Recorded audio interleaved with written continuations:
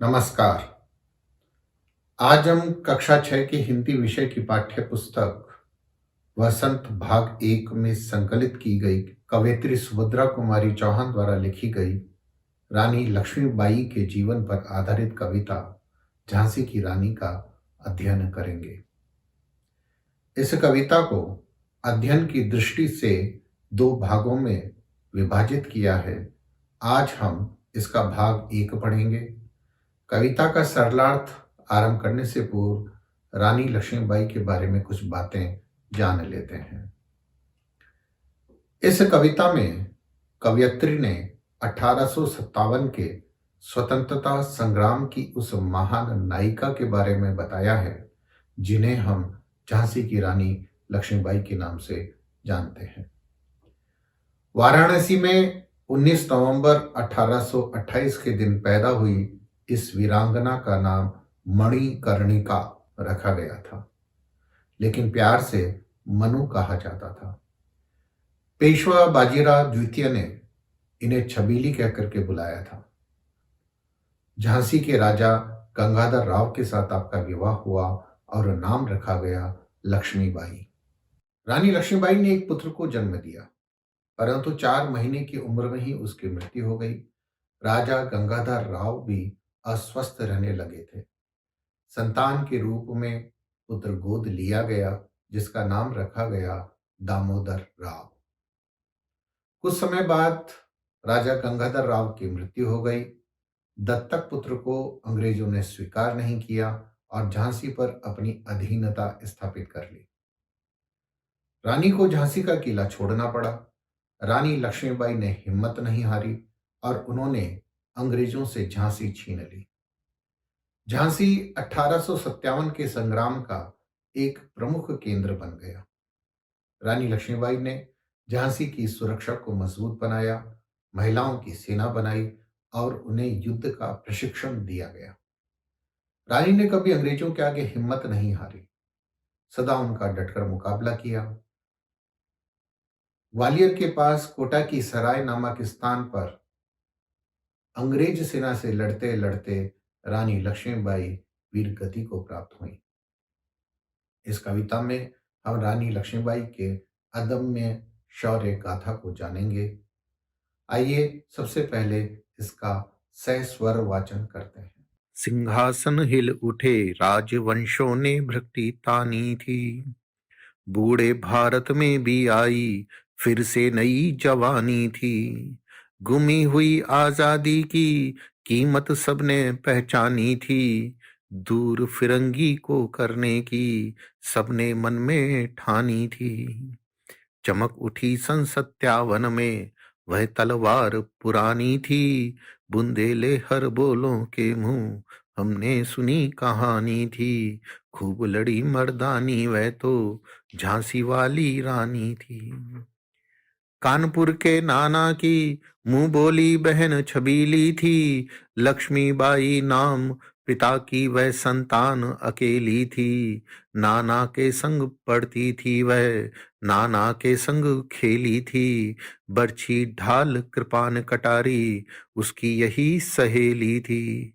वीर शिवाजी की गाथाएं उसको याद जबानी थी। बुंदेले हर बोलों के मुंह हमने सुनी कहानी थी। खूब लड़ी मर्दानी वह तो झांसी वाली रानी थी। लक्ष्मी थी या दुर्गा थी वह स्वयं वीरता की अवतार। देख मराठे पुलकित होते उसकी तलवारों के वार। नकली युद्ध व्यू की रचना और खेलना खूब शिकार। सैन्य घेरना दुर्ग तोड़ना ये थे उसके प्रिय खिलवाड़। महाराष्ट्र कुल देवी उसकी भी आराध्य भवानी थी। बुंदेले हर बोलों के मुंह हमने सुनी कहानी थी। खूब लड़ी मर्दानी वह तो झांसी वाली रानी थी। हुई वीरता की वैभव के साथ सगाई झांसी में। ब्याह हुआ रानी बन आई लक्ष्मीबाई झांसी में। राजमहल में बजी बधाई खुशियां छाई झांसी में, सुभट बुंदेलों की विरुदावली सी वह आई झांसी में। चित्रा ने अर्जुन को पाया, शिव से मिली भवानी थी। बुंदेले हर बोलों के मोह हमने सुनी कहानी थी। खूब लड़ी मर्दानी वह तो झांसी वाली रानी थी। उदित हुआ सौभाग्य, मुदित महलों में उजियाली छाई, किंतु कालगति चुपके चुपके काली घटा घेर लाई। तीर चलाने वाले कर में उसे चूड़ियां कब भाई, रानी विधवा हुई हाय, विधि को भी नहीं दया आई। निसंतान मरे राजा जी, रानी शोक समानी थी। बुंदेले हर बोलों के मुँह हमने सुनी कहानी थी। खूब लड़ी मर्दानी वह तो झांसी वाली रानी थी। बुझा दीप झांसी का तब डलहौजी मन में हर्षाया।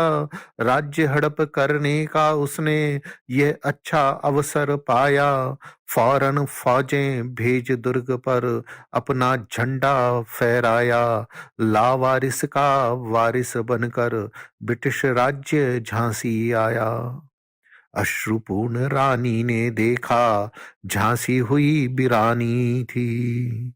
बुंदेले हर बोलों के मुँह हमने सुनी कहानी थी। खूब लड़ी मर्दानी वह तो झांसी वाली रानी थी। अनुनय विनय नहीं सुनता है, विकट फिरंगी की माया। व्यापारी बन दया चाहता था, जब यह भारत आया। डलहौजी ने पैर पसारे, अब तो पलट गई काया। राजाओं नवाबों को भी उसने पैरों ठुकराया। रानी दासी बनी, बनी ये दासी अब महरानी थी। बुंदेले हर बोलों के मुँह हमने सुनी कहानी थी। खूब लड़ी मर्दानी वह तो झांसी वाली रानी थी। छिनी राजधानी दिल्ली की, लिया लखनऊ बातों बात। कैद पेशवा था बिठुर में, हुआ नागपुर का भी घात। उदयपुर तंजौर सतारा, कर्नाटक की कौन बिसात। जबकि सिंध पंजाब ब्रह्मा पर अभी हुआ था वज्र निपात। बंगाले मद्रास आदि की भी तो यही कहानी थी। बुंदेले हर बोलों के मुँह हमने सुनी कहानी थी। खूब लड़ी मर्दानी वह तो झांसी वाली रानी थी। रानी रोई रनिवासों में, बेगम गम से थी बेजार। उनके गहने कपड़े बिकते थे कलकत्ते के बाजार। सरेआम नीलाम छापते थे अंग्रेजों के अखबार। नागपुर के जेवर ले लो, लखनऊ के लो नौलक हार। यूं पर्दे की इज्जत परदेशी के हाथ बिकानी थी। बुंदेले हर बोलों के मुंह हमने सुनी कहानी थी। खूब लड़ी मर्दानी वह तो झांसी वाली रानी थी। कुटियों में थी विषम वेदना, महलों में आहत अपमान। वीर सैनिकों के मन में था अपने पुरखों का अभिमान। नाना धुंधु पंत पेशवा जुटा रहा था सब सामान। बहिन छबीली ने रंचंडी का कर दिया प्रगट आह्वान। हुआ यज्ञ प्रारंभ उन्हें तो सोई ज्योति जगानी थी। बुंदेले हर बोलों के मुंह हमने सुनी कहानी थी। खूब लड़ी मर्दानी वह तो झांसी वाली रानी थी। महलों ने दी आग, झोंपड़ी ने ज्वाला सुलगाई थी। ये स्वतंत्रता की चिनगारी अंतरतम से आई थी। झांसी चेती, दिल्ली चेती, लखनऊ लपटें छाई थी।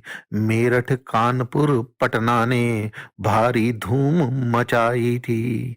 जबलपुर, कोल्हापुर में भी कुछ हलचल उकसानी थी। बुंदेले हर बोलों के मुंह हमने सुनी कहानी थी। खूब लड़ी मर्दानी वह तो झांसी वाली रानी थी।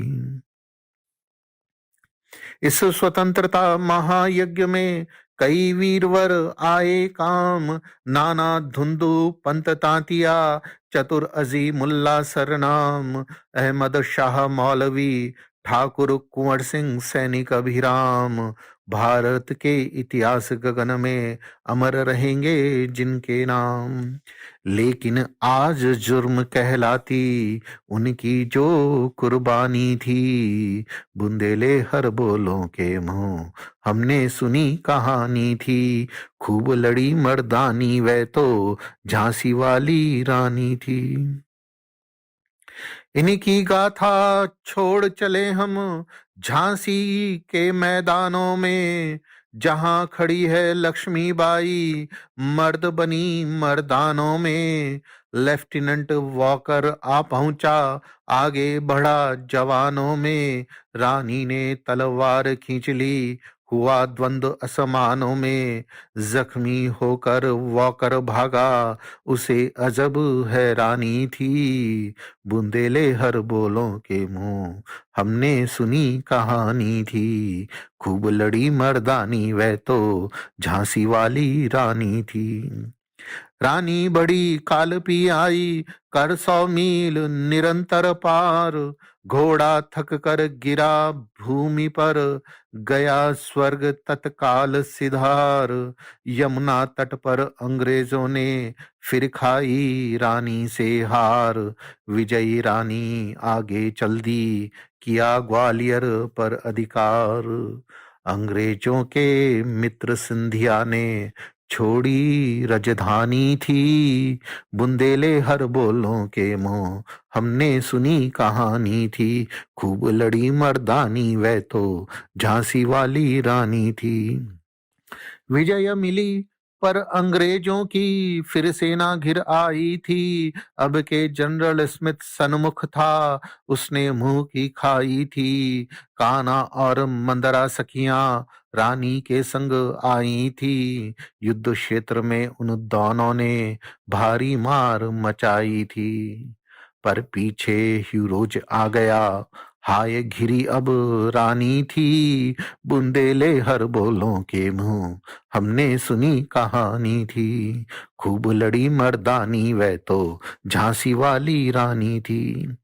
तो भी रानी मार काट कर चलती बनी सैन्य के पार। किंतु सामने नाला आया, था ये संकट विषम अपार। घोड़ा अड़ा नया घोड़ा था, इतने में आ गए सवार।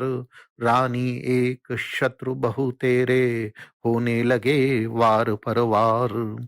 घायल होकर गिरी सिंहनी, उसे वीर गति पानी थी। बुंदेले हर बोलों के मुंह हमने सुनी कहानी थी। खूब लड़ी मर्दानी वह तो झांसी वाली रानी थी। रानी गई सिदार, चिताब उसकी दिव्य सवारी थी। मिला तेज से तेज, तेज की वह सच्ची अधिकारी थी। अभी उम्र कुल 23 की थी, मनुज नहीं अवतारी थी। हमको जीवित करने आई, बन स्वतंत्रता नारी थी। दिखा गई पथ, सिखा गई हमको जो सीख सिखानी थी।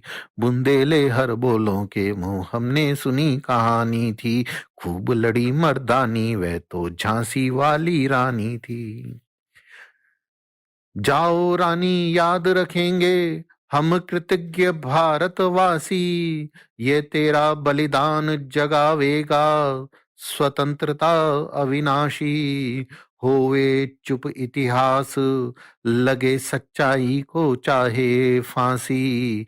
हो मदमाती विजय, मिटा दे गोलों से चाहे झांसी। तेरा स्मारक तू ही होगी, तू खुद अमिट निशानी थी। बुंदेले हर बोलों के मुंह हमने सुनी कहानी थी। खूब लड़ी मर्दानी वह तो झांसी वाली रानी थी। खूब लड़ी मर्दानी वह तो झांसी वाली रानी थी। बच्चों, आपने वीरांगना रानी लक्ष्मीबाई की कविता का सस्वर वाचन सुना। अब हम इस कविता का सरल अर्थ समझेंगे। सिंहासन हिल उठे, राजवंशों ने भ्रकटी तानी थी। बूढ़े भारत में भी आई फिर से नई जवानी थी। गुमी हुई आज़ादी की कीमत सबने पहचानी थी। दूर फिरंगी को करने की सबने मन में ठानी थी। भारत के बहुत से राजघराने अत्याचारी अंग्रेजों का प्रबल विरोध करने एवं उनके शासन से स्वतंत्र होने के लिए मुकाबला करने को तैयार होने लगे हैं। यह जानकर अंग्रेज शासक परेशान हो उठे। राजघरानों के इस कदम से लंबे समय से गुलामी का जीवन बिता रहे लोगों में फिर से नया उत्साह पैदा हो गया। सभी अपनी खोई हुई आज़ादी का महत्व समझने लगे थे। इसलिए उन्होंने अंग्रेजों को भगाने का निश्चय कर लिया था। चमक उठी सन 57 में वह तलवार पुरानी थी। बुंदेले हर बोलों के मुंह हमने सुनी कहानी थी। खूब लड़ी मर्दानी वह तो झांसी वाली रानी थी। अंग्रेजों को अधिकार जमाने से रोकने वाली वही तलवार अब फिर सन 1857 में उनके विरोध में उठी थी।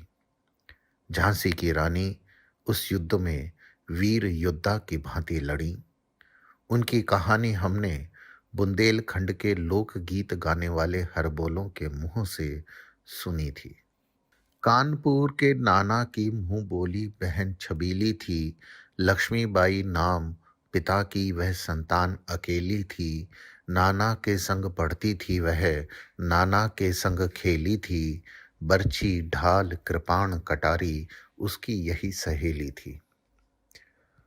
लक्ष्मीबाई कानपुर के नाना साहब की मुंह बोली बहन थी और उनका बचपन का नाम छबीली था।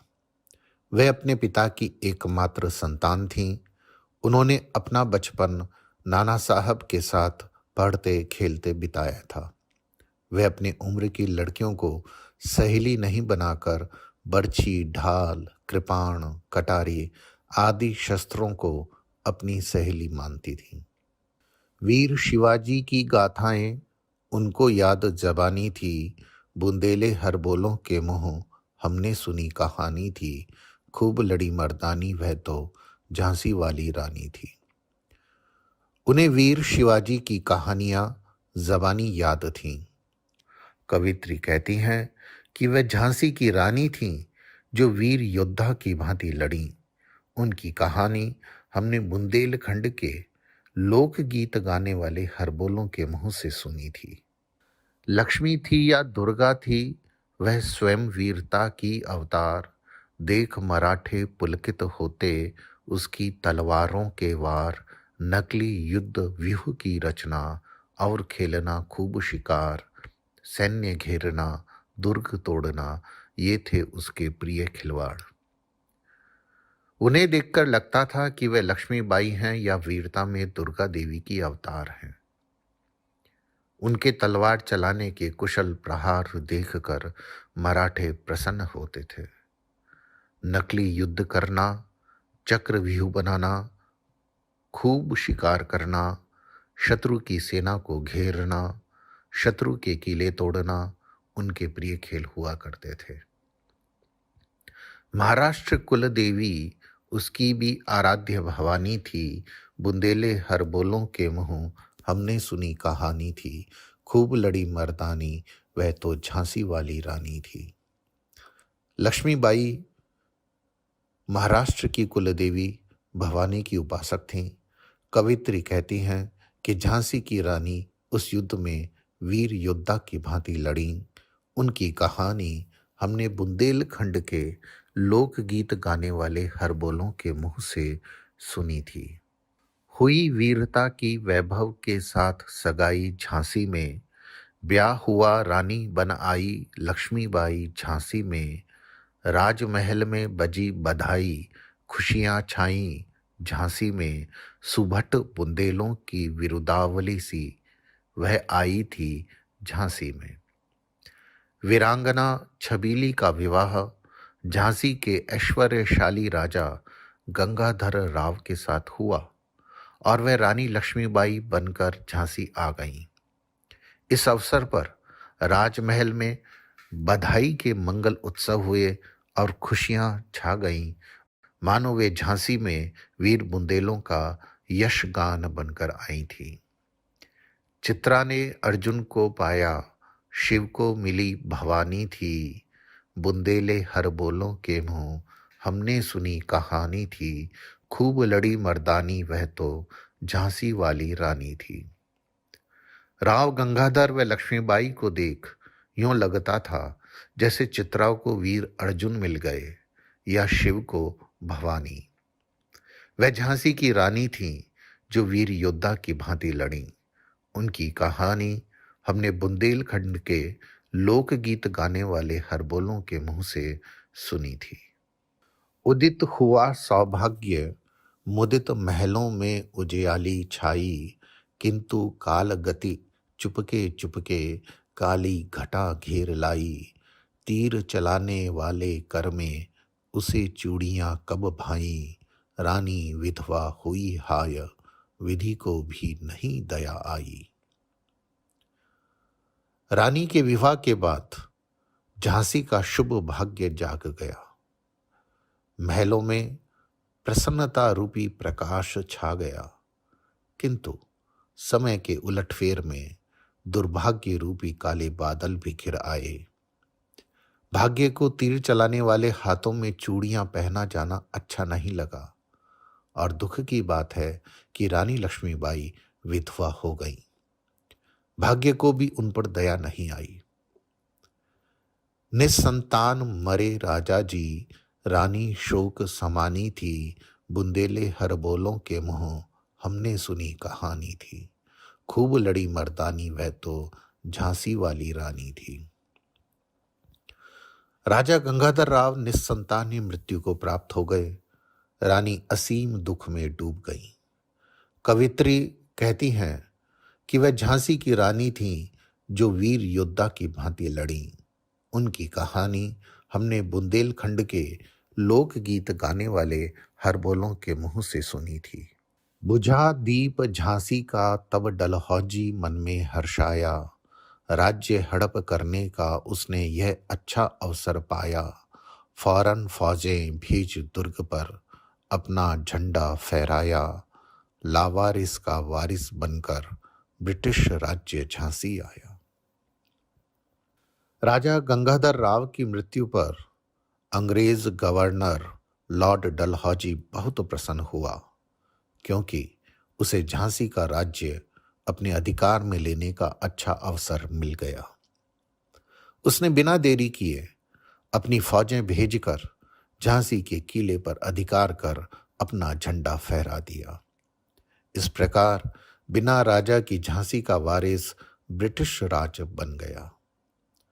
अश्रुपूर्ण रानी ने देखा, झांसी हुई वीरानी थी, बुंदेले हरबोलों के मुंह हमने सुनी कहानी थी, खूब लड़ी मर्दानी वह तो झांसी वाली रानी थी। रानी ने आंसू भरी आंखों से देखा कि झांसी उजड़ रही थी। कवित्री कहती हैं कि वह झांसी की रानी थी जो वीर योद्धा की भांति लड़ी। उनकी कहानी हमने बुंदेलखंड के लोकगीत गाने वाले हरबोलों के मुंह से सुनी थी। अनुनय विनय नहीं सुनता है, विकट फिरंगी की माया, व्यापारी बन दया चाहता था जब यह भारत आया, डलहौजी ने पैर पसारे, अब तो पलट गई काया, राजाओं नवाबों को भी उसने पैरों ठुकराया। अंग्रेजों द्वारा झांसी को अपने राज्य में मिलाए जाने पर रानी ने उसे लौटाने की विनम्र प्रार्थना की, परंतु अंग्रेजों ने नहीं सुनी। एक समय वह था जब अंग्रेज भारत में ईस्ट इंडिया कंपनी के रूप में साधारण व्यापारी बनकर आए थे और भारत के राजाओं की दया चाहते थे। लॉर्ड डलहौजी ने धीरे धीरे अंग्रेज शासन का विस्तार किया। समय ऐसा बदला कि जिन राजाओं और नवाबों से वे तब दया मांगते थे, उन्हीं को अब महत्व नहीं देते थे। रानी दासी बनी बनी यह दासी अब महरानी थी, बुंदेले हर बोलों के मुँह हमने सुनी कहानी थी, खूब लड़ी मर्दानी वह तो झांसी वाली रानी थी। ईस्ट इंडिया कंपनी अब शासिका थी, झांसी उसके अधीन थी, रानी हुक्म मानने के लिए बाध्य। कवित्री कहती हैं कि वह झांसी की रानी थी जो वीर योद्धा की भांति लड़ी।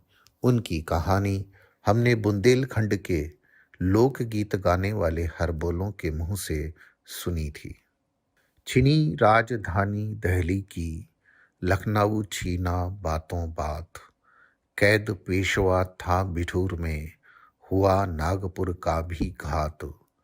उदयपुर तंजौर सतारा कर्नाटक की कौन बिसात, जबकि सिंध पंजाब ब्रह्म पर अभी हुआ था वज्र निपात।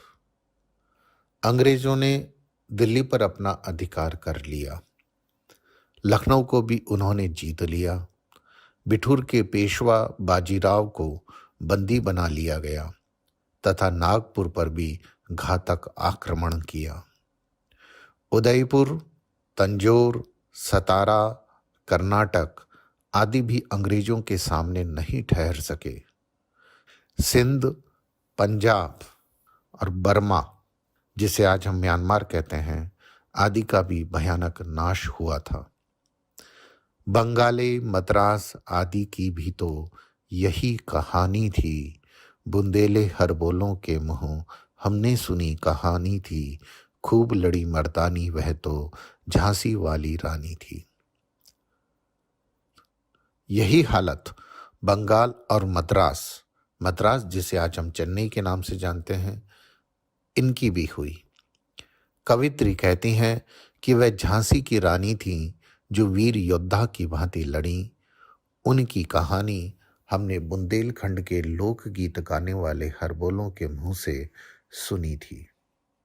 रानी रोई रनिवासों में, बेगम गम से थी बेजार, उनके गहने कपड़े बिकते थे कलकत्ते के बाजार, सरेआम नीलाम छापते थे अंग्रेज़ों के अखबार, नागपुर के जेवर ले लो, लखनऊ के लो 9 लाख हार।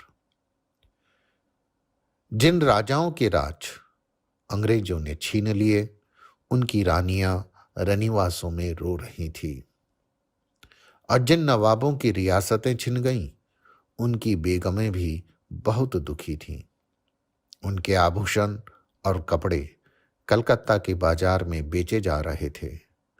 अंग्रेजों के अखबार उनकी नीलामी की खबरें खुलेआम प्रकाशित करते थे कि नागपुर के जेवर और लखनऊ के प्रसिद्ध बेशकीमती हार बिक रहे हैं, खरीद लें।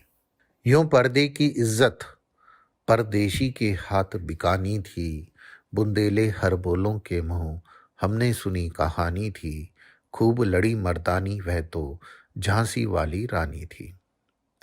वे गहने जो पर्दे में रहने वाली रानियों की शोभा बढ़ाने की इज्जत पाते थे, अंग्रेजों द्वारा बेचे जा रहे थे।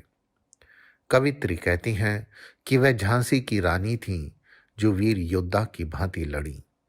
उनकी कहानी हमने बुंदेलखंड के लोकगीत गाने वाले हरबोलों के मुंह से सुनी थी। कुटियों में थी विषम वेदना, महलों में आहत अपमान, वीर सैनिकों के मन में था अपने पुरखों का अभिमान, नाना धुंधु पंत पेशवा, जुटा रहा था सब सामान। बहीन छबीली ने रणचंडी का कर दिया प्रकट आह्वान। झांसी की प्रजा अंग्रेजों के अधिकार से बहुत दुखी थी और महलों के निवासी अपमान अनुभव कर रहे थे। झांसी के वीर सैनिकों के हृदय में अपने पूर्वजों की वीरता पर गर्व था। वे अंग्रेजों से बदला लेना चाहते थे। नाना धुंधुपंत और पेशवा युद्ध करने के लिए आवश्यक सामग्री एकत्रित कर रहे थे। उनकी बहन छबीली यानी रानी लक्ष्मीबाई ने स्त्रियों का आह्वान स्वतंत्रता रूपी यज्ञ के लिए किया। हुआ यज्ञ प्रारंभ, उन्हें तो सोई ज्योति जगानी थी। बुंदेले हरबोलों के मुंह हमने सुनी कहानी थी। खूब लड़ी मर्दानी, वह तो झांसी वाली रानी थी। उन्होंने स्वातंत्र यज्ञ प्रारंभ किया और लोगों के मन में स्वतंत्रता की ज्योति को जगाया। कवयित्री कहती हैं कि वह झांसी की रानी थी जो वीर योद्धा की भांति लड़ी। उनकी कहानी हमने बुंदेलखंड के लोकगीत गाने वाले हरबोलों के मुंह से सुनी थी। हम कवयित्री सुभद्रा कुमारी चौहान द्वारा लिखी गई रानी लक्ष्मीबाई के जीवन पर आधारित कविता झांसी की रानी का अध्ययन कर रहे थे। आज हमने 1857 के स्वतंत्रता संग्राम के बारे में जाना। झांसी की रानी लक्ष्मीबाई के जीवन एवं उनके अदम्य शौर्य के बारे में जाना। हमें इस कविता के माध्यम से यह जानकारी हुई कि उन्हें बचपन से ही घुड़सवारी करना, युद्ध के लिए व्यूह रचना करना, तलवार चलाना आदि में रुचि थी। झांसी के राजा और अपने पति गंगाधर राव की मृत्यु के पश्चात अंग्रेजों द्वारा झांसी पर अधीनता स्थापित की गई। अंग्रेज अपने साम्राज्य का विस्तार करते चले गए। जिन राजाओं के राज छिन गए उनके साथ बुरा व्यवहार किया जाता था। उनके कपड़े, गहने सब नीलाम किए जाते थे। बच्चों, कविता के शेष भाग का अध्ययन हम आगामी कक्षा में करेंगे। मैं अब आपसे विदा लेता हूं। नमस्कार।